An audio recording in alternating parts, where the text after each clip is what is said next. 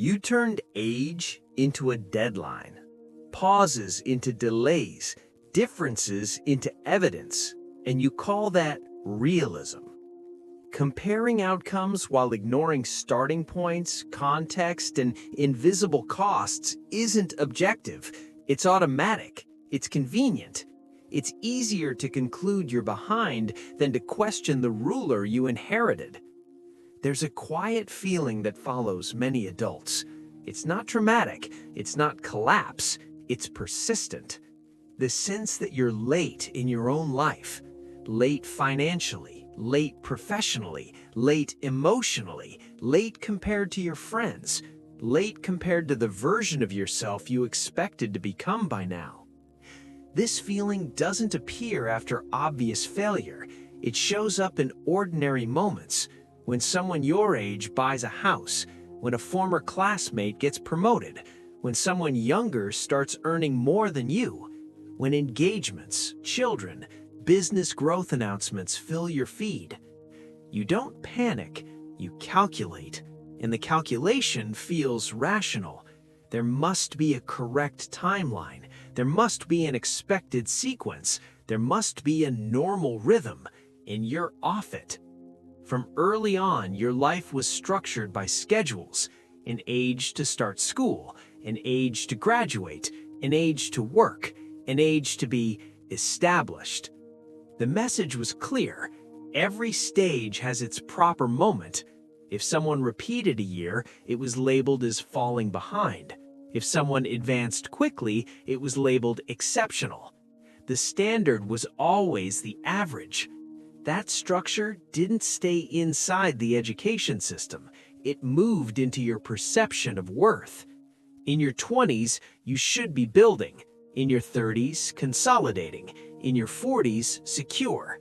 The narrative feels so obvious that it rarely gets examined. Then you look around. You see visible results: titles, salaries, homes, public recognition. Concrete markers feel objective, and what feels objective feels undeniable. If it's measurable, it can be compared. If it can be compared, it can be used as proof. Here's where friction begins. Comparison assumes everyone is running the same race, same starting line, same rules, same terrain. That assumption is almost never true. Two people can be the same age and have radically different trajectories. One started working at 14 out of necessity. Another had financial support until 25. One prioritized early stability. Another chose experimentation and uncertainty. You look at the outcome and erase the path.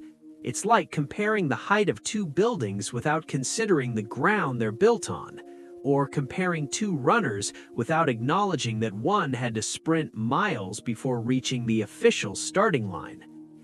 An isolated number explains almost nothing, but comparison removes context because context complicates the story. There's another layer you rarely acknowledge. People display results, they don't display cost. You see the promotion, you don't see the accumulated exhaustion. You see the house, you don't see the debt attached to it. You see the relationship milestone, you don't see the private tension. You compare your backstage reality to someone else's edited highlight, and you call that objective evaluation. The discomfort intensifies when a simple possibility appears. Maybe the feeling of being behind isn't about your actual progress. Maybe it's about the reference point you're using, or inherited. Accepting that has consequences. If the ruler is distorted, then part of your anxiety was built on a flawed metric. It's more comfortable to believe you're behind than to admit you've spent years chasing a standard you never consciously chose. There's also a social layer you rarely question. Comparison creates belonging. Everyone measures, everyone observes, everyone competes quietly. Stepping outside that dynamic can look like resignation, like lowering standards, like making excuses. So you keep using age as an accusation. You keep turning pauses into evidence. You keep converting differences into proof of failure, even when something internally feels misaligned. The effect isn't immediate collapse, it's gradual distortion. You begin making decisions to reduce the feeling of being behind, not to build coherence. You accept a job for the title. You buy something to signal progress. You commit to milestones to silence internal pressure, not because you clearly desire them, but because they function as proof that you're keeping up. Over time, your life becomes structured around comparison, and comparison has no endpoint.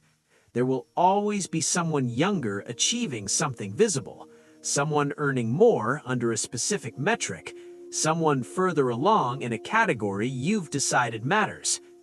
If the reference point is external and constantly shifting, the sense of being behind becomes permanent. Even when you reach a milestone, relief is temporary. Another benchmark appears, another example resets the standard, another age becomes the new deadline. The race has no defined finish line, only new checkpoints. So the question changes, are you actually behind? Or are you measuring your life with a ruler that was never designed for your starting point, your trade-offs, your limitations, your invisible costs? If you removed external comparisons entirely for a moment, what would remain as your metric? Not what impresses others, not what prevents judgment, not what reduces social discomfort, but what genuinely aligns with your real structure. Answering that requires silence. It requires separation. It requires owning the metric. And that's harder than competing. As long as the reference is collective, the pressure feels shared. When the reference becomes yours, there's no audience. Maybe you're not behind. Maybe you're using the wrong reference. But changing your reference doesn't generate applause. It doesn't produce visible validation. It doesn't make you look ahead of anyone else. It produces uncertainty. And as long as you keep measuring your trajectory with someone else's ruler, the feeling of being late will continue to appear as a fact, even if it's only the result of a distorted comparison. Most people never question the ruler, they just try to fit into it. And as long as the ruler remains unquestioned, you will keep labeling misalignment as failure. Misalignment doesn't get solved by running faster. It gets exposed by asking who defined the race and why you accepted the rules without inspection.